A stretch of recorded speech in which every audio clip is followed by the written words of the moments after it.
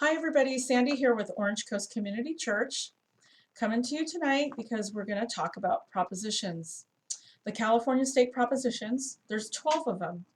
So myself, Martha Witten, and Rochelle from Orange Coast Community as well, we're going to be talking to you about these, and the reason is I did not receive my booklet.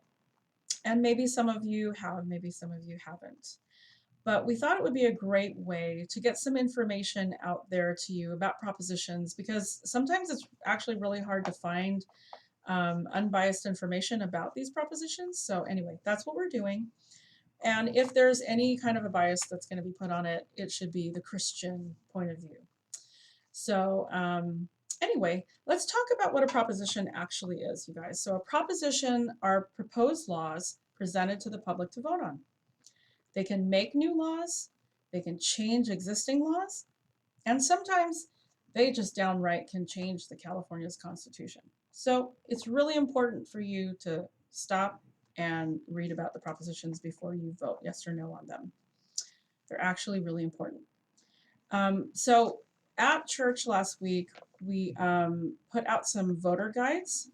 And if you didn't get one, or you're at home and you need one and you can't find one because for whatever reason, you can email me at ariseandshineoc@gmail.com.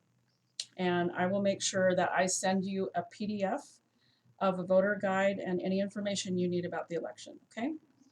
All right, so let's start with the first proposition would be 14. It's about stem cell research. This is actually a really important one for a Christian. Now I'll tell you why in a second here. Stem cells are a special type of human cell that's used for medical research.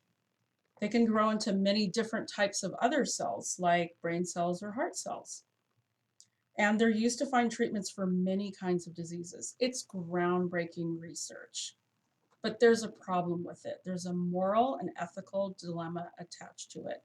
In order to get the best types of stem cells, it's in the past, it's been about harvesting them from embryos.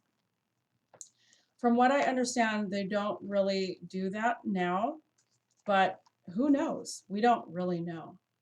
But to get the stem cell, you have to destroy an embryo, basically. And so I did some research, and that means that, let's say a couple does IVF, in vitro fertilization, because they can't get pregnant on their, through natural means. So these they have a fertilized, let's say they have a fertilized situation, and then what happens to the rest of them? They probably get asked if they want to donate the rest of these eggs to research or science. That embryo, one of those could possibly be for stem cell research. However, that embryo has to be destroyed. So now think about that, whether it's in a dish or this embryo is in a human body, it's still an embryo. And so that's the moral and ethical dilemma. We're kind of playing God here. Is that really our job? So I just want you guys to think about that, okay? Stem cell bonds, if you vote yes, a yes vote looks like it'll lead to new medical treatments and important research that should be continued, okay? This prop will provide that money to do so. So we're talking about $7 billion here. This is not new. This is actually come up again, maybe because they're running out of money. But there's not a lot of transparency in this particular stem cell research proposition. And I've heard there's some issues that haven't been addressed that they've had issues with in the past. So in some respects, it could sound like it's just a lot of money for someone, and it is the top person is an ex-California it was a California legislator, and they get about a $2.4 million salary from this. So I'd like to see a little bit more transparency myself. A no vote would look like this, that there's a lot of people out of work right now. Should we be, this is state overlooked, and should we be spending that kind of money right now when we have stimulus issues and EDD issues and, you know, the state, and we've already signed a $3 trillion stimulus last time. So, you know, we have to be really careful fiscally what we spend our money on. And already the federal government and private groups are already investing in this. So you have to think about that. But for the Christian, I think it's just a moral and ethical dilemma. So you have to think about what the lesser of the two evils are. But let me leave this with you.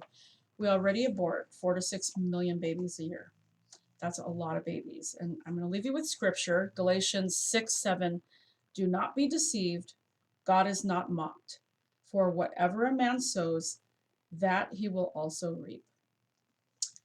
It's probably the number one evil for a Christian to be having taxpayer-funded abortions. Okay? And that's just heinous to God about the babies being aborted that many a year. So just think about that. And we're going to the next one, which will be 15. All right.